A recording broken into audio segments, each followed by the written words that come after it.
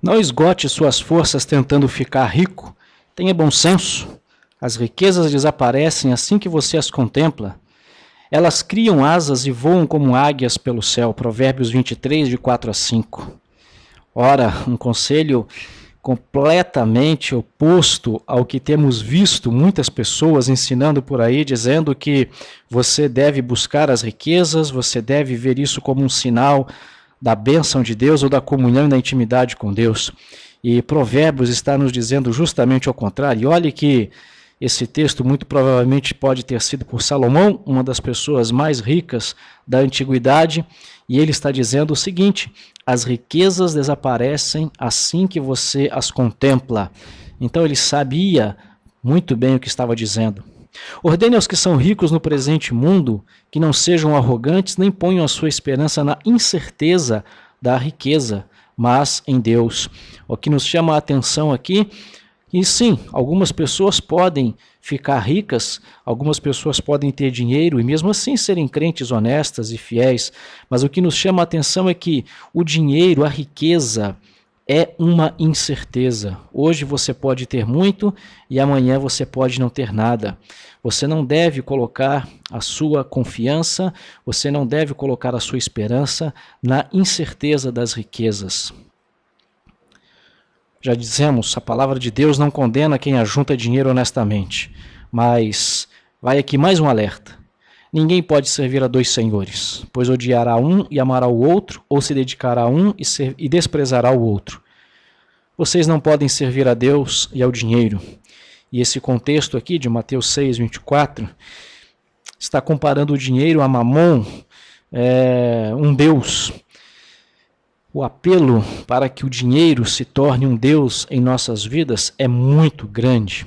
É muito grande. É como brincar com fogo e não se queimar. Pensar que não vai se queimar. É muito difícil. Por isso que quando colocamos o nosso objetivo de vida em querer ficar rico, é muito perigoso. Tome muito cuidado em relação à sua vida e o ajuntar dinheiro e o ganhar dinheiro. Deus é dono de todas as coisas. Tudo pertence ao Senhor. 1 Crônicas 29, de 1 a 12, nos fala claramente que Deus é o dono de todas as coisas. Assim como Ageu 2, 8. Se Ele é o dono de tudo, se tudo pertence a Ele, nós temos que ter em mente que somos apenas os administradores do Senhor aqui neste mundo. E um dia prestaremos conta de todas as coisas a Deus. Um dia acertaremos contas com Ele. E se nós, de fato, não somos dono de nada de que possuímos, Deus espera que sejamos os administradores e administradores fiéis de todas as coisas. E nós vamos ver então qual o papel de um mordomo fiel, de um administrador fiel. Como deve se comportar uma pessoa que está guardando as coisas para o Senhor, que está administrando as coisas para Deus. Primeira característica, podemos dizer que o mordomo fiel é aquele que reconhece que tudo pertence a Deus e que Ele está no controle de tudo. Confie no Senhor de todo o seu coração e não se apoie no seu próprio entendimento. Reconheça o Senhor em todos os seus caminhos e Ele endireitará as suas veredas.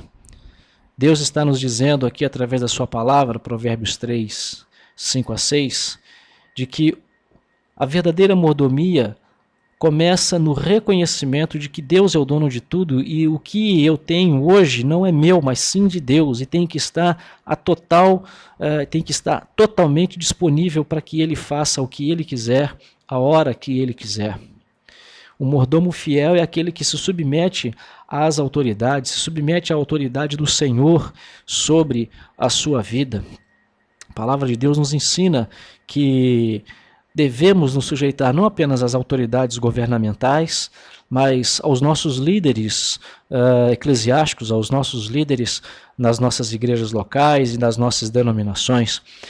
No primeiro caso, porque veremos um pouco mais adiante, temos responsabilidades para com o nosso país, na questão de pagamento de impostos, e também, no segundo caso, em relação às contribuições da nossa igreja. Veremos mais adiante o porquê estou chamando a atenção disso agora. Pois bem, se o mordomo fiel, se ele é fiel, ele tem que ser absolutamente honesto e íntegro. Adquirir riquezas de maneira desonesta, de maneira enganosa, além de ser um crime e de ser pecado, traz muitas complicações, muitas maldições sobre a nossa vida. Ora, nós temos muitos textos que vão falar sobre isso. Levíticos 19:11, por exemplo, não furtem, não mintam, não enganem uns aos outros. Uma relação, uma atitude onde a relação está em ter dinheiro, em ganhar dinheiro, em ter as coisas. Quem é fiel no pouco também é fiel no muito, e quem é desonesto no pouco também é desonesto no muito. A palavra de Deus nos orienta aqui em procedermos honestamente, mesmo quando temos pouco dinheiro, mesmo quando temos poucas coisas, porque aquele que não consegue ser fiel no pouco, como será fiel no muito? Ainda que ele venha a ter muito, como ele poderá ser fiel? Quem procede com integridade viverá seguro, mas quem procede com perversidade, de repente cairá. Ser absolutamente honesto e íntegro é uma condição fundamental para que possamos glorificar a Deus, para que possamos entrar na presença do Senhor e adorá-lo e glorificá-lo. E essa integridade, ela é absoluta, não apenas no trato com o dinheiro, mas também nas relações interpessoais, não difamar, não falar mal do próximo, não caluniar, honrar a Deus e outras coisas desse tipo. O mordomo fiel age com integridade sempre. Ele não aceita suborno e também não suborna. Não aceita vantagens desonestas. Interrompe imediatamente as atitudes ou ganhos desonestos. Restitui, se possível, aquilo que foi ganho desonestamente. Numa relação de integridade, aqui nós temos hoje duas maneiras básicas e principais. Ou somos empregados ou somos empregadores. Falando do ponto de vista de um empregador, aquele empregador, aquela pessoa que se torna um empresário, ela deve se tornar sem subornar as autoridades, a fiscalização, não aceitar vantagens desonestas, não explorar os empregados, não fazer os empregados trabalhar mais do que o necessário ou não pagar justamente as horas trabalhadas. Por outro lado, como empregados, devemos prestar sempre um bom serviço aos nossos patrões, não devemos ter atitudes erradas de, às vezes simples, sair fora do horário, dizer que fez hora extra quando não fez, subtrair coisas de uso da empresa para uso pessoal, enfim, tantas e tantas coisas nessa área. Devemos agir com total integridade. Se você tem agido dessa forma, interrompa imediatamente. Se você tem agido de maneira desonesta, se você tem agido de maneira não íntegra, em qualquer que seja a sua relação com algum tipo de ganho, em qual das pontas você está, não interessa, interrompa imediatamente todas essas atitudes. Se possível, restitua aquilo que foi ganho desonestamente, quem sabe às vezes até mesmo pedindo perdão, e isso será com certeza um testemunho para você, para que as pessoas reconheçam o Senhor e que Deus age na sua vida, que você deseja ser um mordomo fiel.